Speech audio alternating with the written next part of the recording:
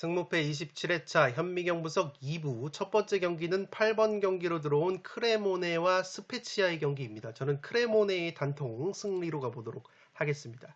이 투폴 추천으로는 무승부까지 추천을 드리도록 하겠습니다. 아직 현미경 부석 1부를 보지 않으신 분들은 화면 위로 올라가는 링크를 클릭을 하시면 1번부터 7번 1부 분석을 먼저 시청을 하실 수 있습니다. 시간 관계상 통계적인 부분은 화면을 멈추셔서 구독자 여러분들이 확인을 해 주시기 바랍니다. 살롱 코멘트 분석 내용으로 빠르게 넘어가도록 하겠습니다.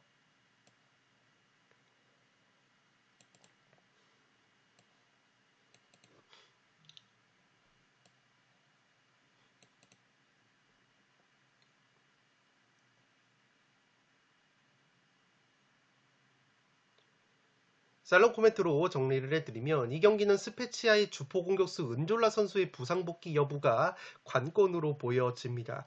최근에 스페치아의 주포 공격수 은졸라 선수가 부상으로 결장 중인데 이번 경기를 앞두고 출전 여부가 불투명하다고 상태가 바뀌었기 때문에 경우에 따라서는 스페치아의 은졸라 선수가 깜짝 부상에서 복귀할 가능성도 있을 것으로 생각이 되는데 어쨌든 이 은졸라 선수가 만약에 또다시 크레몬의 원정에서 결장이 된다면 상당히 전력 누수가 클 것으로 생각이 됩니다.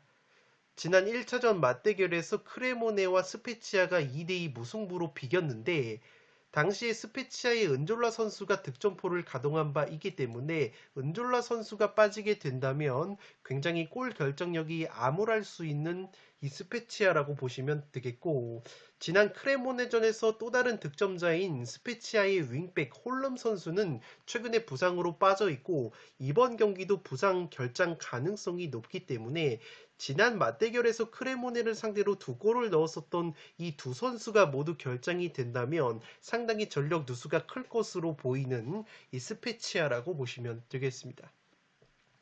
실제로 스페치아가 올 시즌 공격수 은졸라 선수가 결장을 했었던 리그 7경기 성적이 2무 5패로 굉장히 저조했었기 때문에 이 스페치아의 은졸라가 나오느냐 나오지 못하느냐가 상당히 관건이라고 보시면 되겠습니다. 반대로 크레모네 같은 경우에는 직전 AC 밀란 원정에서도 끈적한 무승부를 거두면서 리그 5경기 2승 2무 1패 최근에 강등 버프를 나름대로 받고 있다고 보시면 되겠습니다. 스페치아가 직전 아탈란타전에서 코너킥 세트피스 상황에서 맨 3실점을 하면서 이 세트피스 수비 약점을 노출을 했는데 다만 크레모네 같은 경우에는 올 시즌 세리에 A에서 세트피스 득점이 4골로 두 번째로 적은 팀이기 때문에 그러한 부분은 스페치아에게는 호재라고 보시면 되겠습니다. 양팀 같은 경우에는 세리에 A에서 무승부가 12번으로 최다 무자비 공동 2위를 달릴 정도로 양팀 모두 무승부가 굉장히 많은 팀이고 이미 첫 맞대결도 팽팽한 무승부가 나왔던 매치이기 때문에 폴더스의 여유가 있으신 분들은 무승부까지 받쳐보실 것을 추천드리도록 하겠습니다. 만약에 스페치아가 공격수 은졸라 선수가 깜짝 복귀를 하면서 최근에 스페치아가 리그 4경기에서 크레모네 상대로 4경기 2승 2무 무패를 달리고 있는 상대 전적의 우위까지 있기 때문에 스페치아도 저력을 보여줄 가능성은 어느 정도 있다고 보시면 되겠습니다. 다만 은졸라 선수의 복귀가 불발이 된다면 최근 경기력적으로는 홈팀 크레모네가 아주 근소하게 우위를 가져갈 가능성이 있어 보입니다. 이 크레모네가 직전 AC밀란전에서도 다 잡았던 승리를 극장골로 무승부에 그쳤었고 최근에 강등 경쟁 중인 체급이 비슷한 하위권 팀들을 상대로는 패배가 없었던 크레모네이기 때문에 크레모네의 근소한 승리 가능성이 높아 보입니다. 8번 경기는 크레모네의 단통 승리로 가는데 투폴 추천으로는 승무를 추천드리도록 하겠습니다. 9번 경기는 아탈란타와 유벤투스의 경기인데 단통 무승부로 가보도록 하겠습니다.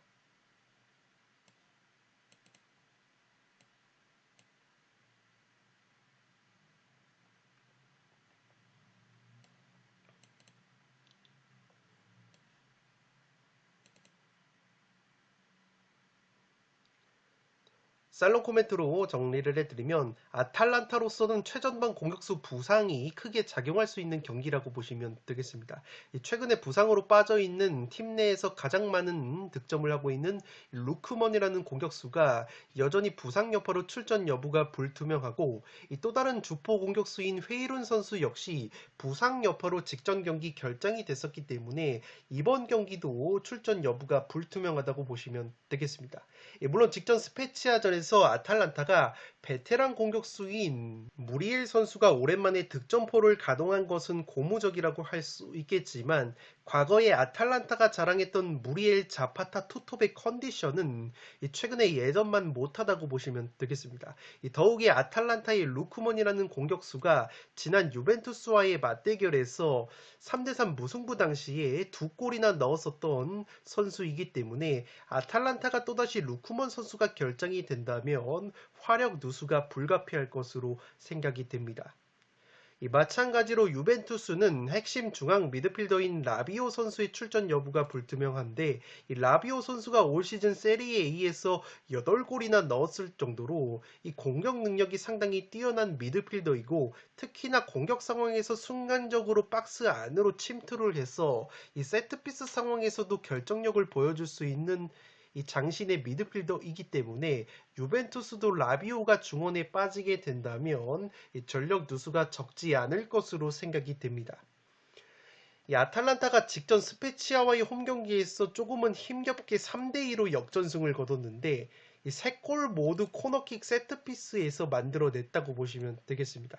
다만 유벤투스 같은 경우에는 세리에 A에서 세트피스 공격력 1등, 세트피스 수비력도 3등인 팀이기 때문에 아탈란타가 스페치아전만큼 세트피스로 유벤투스를 상대로 재미를 보기에는 굉장히 어려운 경기라고 생각이 됩니다.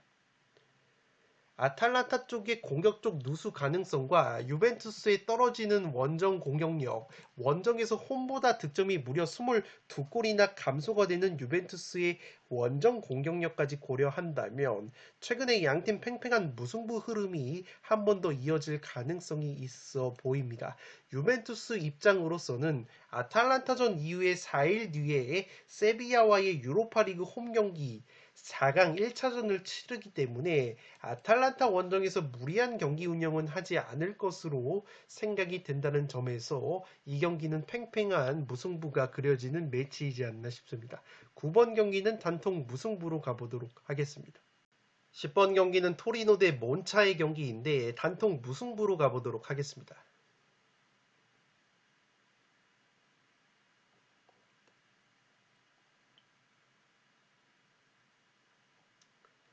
살롱 코멘트로 정리를 해드리면 굉장히 전력적으로 팽팽한 5대 느낌의 매치라고 보시면 되겠습니다. 현재 양팀이 동일하게 12승 9무 12패, 승점 45점 동률인데 이 골 득실까지도 마이너스 3으로 동일한 상황이기 때문에 굉장히 팽팽한 매치가 될 것으로 생각이 됩니다. 물론 올 시즌 맞대결에서 토리노가 몬자 원정에서 2대1로 승리를 거뒀고 월드컵 브레이크 기간의 친선전에서도 토리노가 몬자를 상대로 4대1로 승리를 거둔 바 있기 때문에 올 시즌 맞대결에서는 확실히 토리노가 우위를 보이고 있지만 최근 몬자가 보여주는 경기력을 고려하면 충분히 저력을 보여줄 만한 매치라고 생각이 됩니다. 지금 보시는 것은 몬자의 최근 원정 경기 흐름인데 원정 경기에서 무려 리그 9경기 5승 3무 1패, 패배가 딱 1패밖에 없었을 정도로 원정에서 유독 강한 면모를 보여주고 있는 이 몬자라고 보시면 되겠고 세리에 9경기 통틀어서 4승 3무 1패의 좋은 흐름을 보여주고 있다고 보시면 되겠습니다. 이 몬자가 최근에 좋은 경기력을 보여줄 수 있는 원동력은 이 몬자가 걸출한 최전방 공격수는 없는데 양쪽 윙백인 아우구스토 선수와 추리아 선수의 공격력이 상당히 뛰어난 팀이고 3골 이상 넣은 선수들이 7명이나 될 정도로 몬자가 여러 선수들이 득점 능력을 고르게 갖추고 있는 것이 상당히 장점이라고 보시면 되겠습니다. 토리노 같은 경우에는 올 시즌 오히려 홈에서 득점이 원정보다 9골이나 감소가 되는 부분이 있고 공격 쪽에서는 사나브리아나 미란 축구 선수 외에는 믿을 수 있는 공격 자원이 오히려 몬자보다 부족한 면이 있기 때문에 따라서 양팀의 팽팽한 전력과 다부진 경기력 몬자의 최근 상승세와 원정에서의 이 무패 행진을 고려를 한다면 팽팽한 무승부도 충분히 나올 수 있는 매치라고 생각이 되기 때문에 10번 경기는 단통 무승부로 가보도록 하겠습니다. 11번 경기는 뉴캐슬 대 아스날의 경기인데 승패로 갈라보도록 하겠습니다.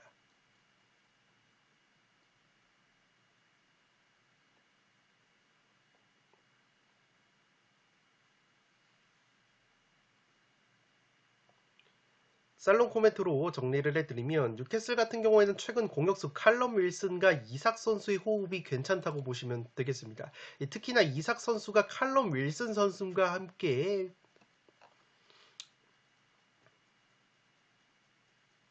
특히 이삭 선수가 칼럼 윌슨과 함께 투톱으로 배치가 됐을 때는 이삭 선수가 보다 왼쪽 측면 쪽으로 넓게 활동 반경을 가져가면서 칼럼 윌슨 선수에게 기회를 창출을 해주고 있고 직전 사우스햄튼전에서도 이삭 선수의 크로스를 칼럼 윌슨이 마무리했다고 보시면 되겠습니다.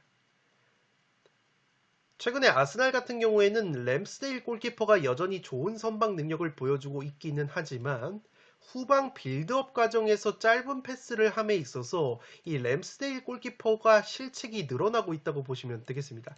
지금 보시는 것은 이 사우스햄튼과의 홈 경기에서 3대3 무승부를 거뒀을 때 전반 1분도 되지 않아서 선제 실점을 당하는 장면인데 이 램스데일 골키퍼가 짧게 패스를 주다가 사우스햄튼 선수에게 공을 헌납을 했고 곧바로 실점을 당하면서 우승 경쟁에서 뼈아팠었던 이 사우스햄튼과의 3대3 무승부의 원인이 됐다고 보시면 되겠습니다.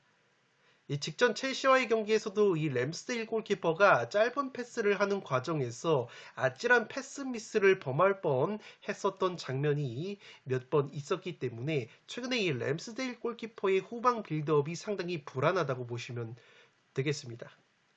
이 뉴캐슬 같은 경우에는 프리미어리그에서 기본적으로 전방 압박 조직력이 가장 뛰어난 팀이기 때문에 또다시 램스데일 골키퍼가 이렇게 후방 빌드업 과정에서 불안감을 노출하게 될 경우에는 이 뉴캐슬의 퀄리티 있는 압박에 실점 위기를 맞을 가능성이 있지 않나 싶습니다. 물론 아스날 같은 경우에도 뉴캐슬 이상의 압박 효율성을 보여주는 팀이고 뉴캐슬 역시 골키퍼 닉 포프 선수가 선방 능력에 비해서는 발밑이 상대적으로 불안한 부분이 있기 때문에 양팀 모두 초반 왕성한 전방 압박이 오가는 과정에서 의외로 대형 사고가 터질 가능성이 있어 보이는 매치라고 보시면 되겠습니다. 다만 제가 아스날 쪽의 후방 빌드업이 더 불안할 수 있다고 보는 것은 최근에 중앙 수비 공백이 있는 아스날이라고 보시면 되겠는데 아스날의 원래 주전 중앙 수비 조합이 이 살리바 선수와 마갈량이스 선수인데 이 살리바 선수는 최근에 장기 부상으로 계속해서 결장 중에 있고 마갈량이스 선수가 직전 경기 부상 여파로 현재 출전 여부가 불투명하다는 소식이 있기 때문에 만약에 아스날이 백업 중앙 수비 조합인 홀딩과 이 키비오르가 나올 경우에는 상당히 후방에서의 빌드업 능력이 떨어질 가능성이 있기 때문에 가뜩이나 최근에 램스데일 골키퍼가 불안한 빌드업을 보여주는 가운데 이 백업 중앙 수비 라인이 들어오게 된다면 상당히 후방 빌드업이 더 불안해질 가능성이 있는 아스날이라고 보시면 되겠습니다. 물론 아스날의 중앙 수비수 키비오르 선수가 직전 첼시전에서 처음으로 선발로 출전을 했지만 합격점을 받았기 때문에 의외로 좋은 모습을 보여줄 가능성도 있지만 확실히 살리바나 마갈량이스만큼의 빌드업 능력을 보여줄 수 있을지는 의문이라고 보시면 되겠습니다. 또한 아직까지 키비오르 선수가 프리미어리그에서 선발로 첫 경기를 소화한 선수이기 때문에 첼시보다도 압박 능력이 훨씬 더 뛰어난 뉴캐슬을 상대로 이 키비오르 선수가 얼마만큼 버텨줄 수 있을지 의문이라고 보시면 되겠습니다. 최근에 아스날이 수비가 흔들리고 있는데 8경기에서 무려 15실점, 매경기 실점을 당하고 있을 정도로 수비 불안감이 가중이 되고 있다고 보시면 되겠는데 지금 보시는 것은 아스날이 스포르팅전에서 주전 중앙 수비수 살리바 선수가 홀딩 선수와 교체가 되면서 그 이후부터 매경기 실점이 되고 있다고 보시면 되겠습니다. 그만큼 이 살리바 선수가 수비 상황에서 공백이 굉장히 크게 느껴지고 있는 아스날이기 때문에 여러모로 이번 뉴캐슬전 역시 수비가 상당히 불안할 수 있는 아스날이라고 보시면 되겠습니다. 다만 제가 아스날의 승리까지 가져가는 이유는 현재 아스날의 중앙 수비수 마갈량이스의 상태가 생각보다 심각한 부상이 아니라는 보도가 있기 때문에 뉴캐슬전에 출전 가능성도 있다는 보도가 나오고 있다는 점에서 만약에 아스날이 마갈량이스 선수가 출전을 하게 된다면 그래도 어느 정도 수비에 안정감이 생길 것으로 생각이 됩니다. 이 뉴캐슬 역시 최근에 실점하는 빈도가 늘어나고 있는 팀이고 뉴캐슬의 왼쪽 측면 수비수 덴번 선수 같은 경우에는 신장은 크지만 발이 느린 약점이 있기 때문에 아스날의 부카요 사카나 웨데고르 같은 선수들이 뉴캐슬의 왼쪽 측면 혹은 하프 스페이스 공간을 집요하게 공략을 한다면 아스날에게도 충분히 승산이 있는 경기라고 생각이 되기 때문에 11번 경기는 승패로 한번 갈라보도록 하겠습니다. 12번 경기는 나폴리와 피오렌티나의 경기인데 승무 투폴로 가보도록 하겠습니다.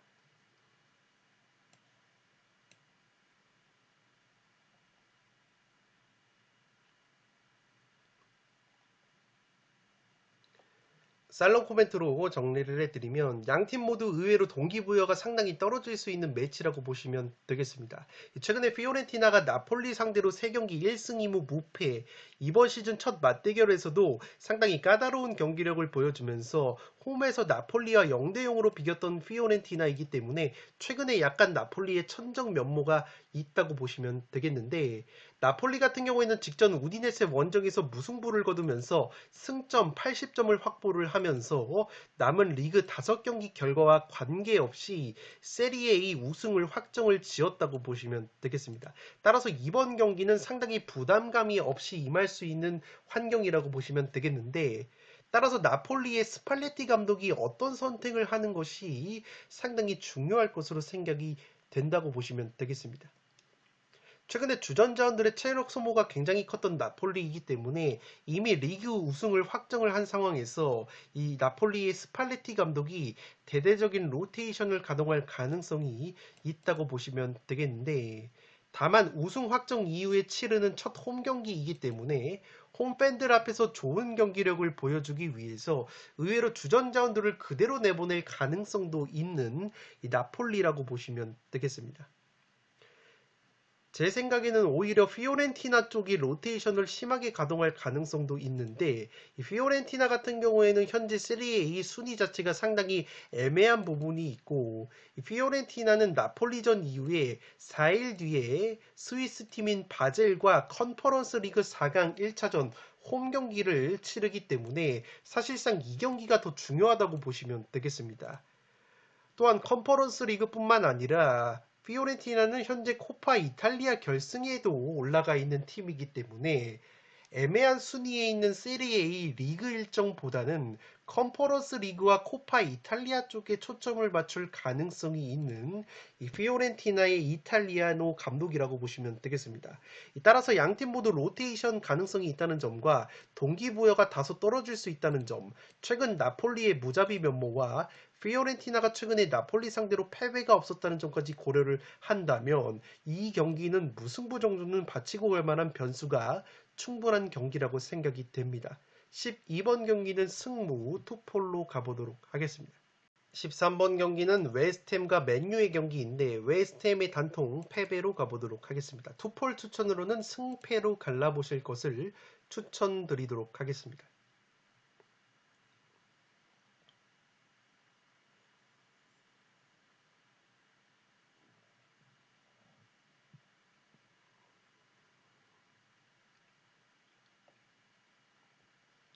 살롱 코멘트로 정리를 해드리면 최근 급격하게 향상이 된 웨스트햄의 세트피스 골 결정력이 맨유의 발목을 잡을 수 있는 경기라고 보시면 되겠습니다. 기본적으로 웨스트햄의 제공권과 세트피스 공격력이 정말 강한 팀인데 올 시즌은 이상하게 세트피스 기대 득점값에 비해서 현저히 떨어지는 세트피스 골 결정력을 보여왔다고 보시면 되겠습니다.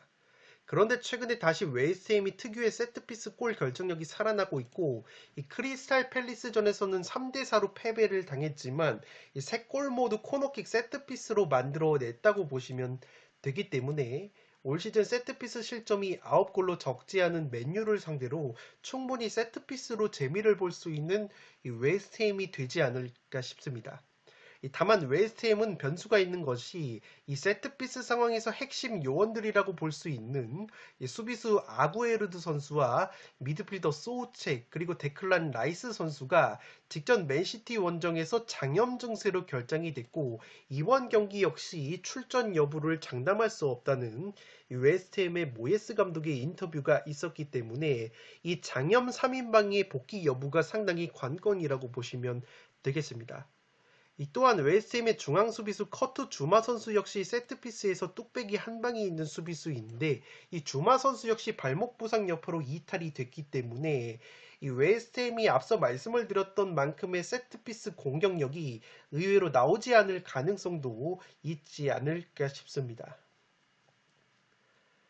반대로 웨스트햄 같은 경우에는 수비 상황에서 역습 실점이 많은 팀인데 지금 보시는 것처럼 카운터 어택 역습으로만 올 시즌 6골을 실점을 하면서 역습 최다 실점 3등을 달리고 있습니다. 반대로 맨유 같은 경우에는 올 시즌 프리미어리그에서 역습 득점이 8골로 가장 많은 팀이기 때문에 맨유가 웨스트햄의 세트피스 공세를 버텨내면서 특유의 역습 한 방을 노린다면 충분히 해볼 만한 매치가 될 것으로 생각이 됩니다. 일정 면에서도 웨스트햄 쪽이 불리한 것이 웨스트햄 같은 경우에는 4일 뒤에 알크마르와 컨퍼런스 리그 4강 홈경기 1차전을 앞두고 있기 때문에 현재 장염 증세를 호소 중인 핵심 자원들을 무리해서 복귀시키기에는 굉장히 부담이 따른다고 보시면 되겠습니다.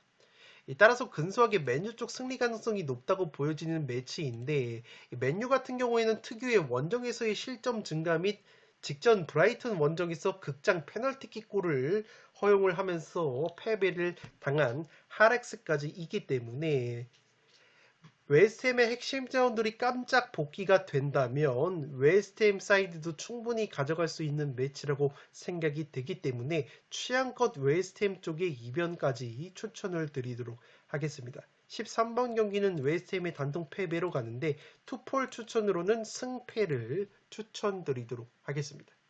마지막 경기는 레체와 엘라스의 경기인데 단통 무승부로 가보도록 하겠습니다. 투폴 추천으로는 무패, 엘라스 쪽 이변까지 한번 추천을 드리도록 하겠습니다.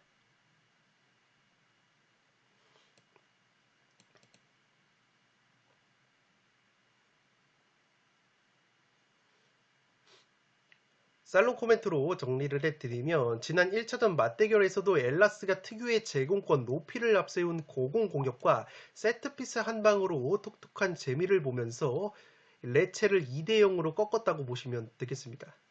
지난 레체와의 첫 맞대결에서도 선제골을 세트피스 상황에서의 헤딩 뚝배기로 만들어냈었던 엘라스이고 이 공중볼 경합 지표 역시 엘라스가 35대 23으로 압도를 했을 정도로 이 엘라스 베로나 특유의 고공 공격이 통했다고 보시면 되겠는데 지금 보시는 것처럼 엘라스의 장신 공격수 주리치 선수가 무려 12번의 제공권 경합을 성공을 시키면서 압도적인 제공권을 보여줬었고 레체와의 맞대결에서 제공권 경합지표 상위권 3명의 선수가 모두 엘라스 선수들이었을 정도로 확실히 높이 면에서 엘라스가 우위를 가져갔던 첫 맞대결이라고 보시면 되겠습니다. 레체 같은 경우에는 올 시즌 세트피스 수비가 약점인데 이 세트피스 실점이 무려 11골로 세리에 A에서 두 번째로 많은 팀이기 때문에 엘라스 같은 경우에는 세리에 A 제공권 1위 팀에다가 올 시즌 넣은 27골 중에서 세트피스로만 7골을 넣었다는 점,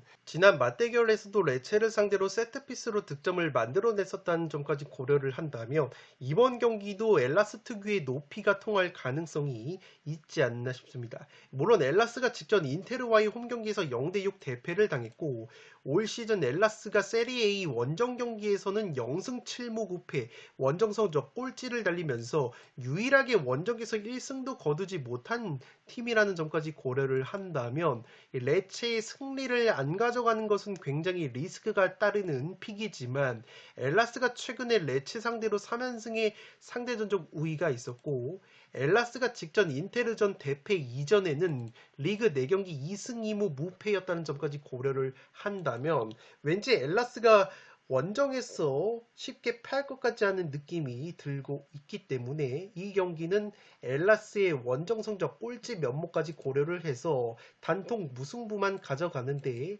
엘라스 특유의 고공 공격이 다시 한번 통하게 된다면 레체의 천정 면모를 보여주면서 엘라스가 원정 첫 승을 가져가는 그림도 조금은 그려지지 않나 싶습니다. 14번 경기는 단통 무승부로 가는데 투폴 추천으로는 무패를 추천드리도록 하겠습니다. 네, 이것으로 승무패 27회차 현미경 분석 2부까지 모두 마치도록 하겠습니다. 영상이 도움이 되신 분들은 좋아요와 구독 버튼을 눌러주시면 풋볼살롱 채널에 크나큰 힘이 됩니다. 구독 버튼 옆에 종 모양의 알림 설정을 해주시면 그 누구보다 빠르게 양질의 축구 승무패 프로토 관련 분석 컨텐츠를 만나보실 수 있습니다. 지금까지 풋볼살롱이었습니다. 감사합니다.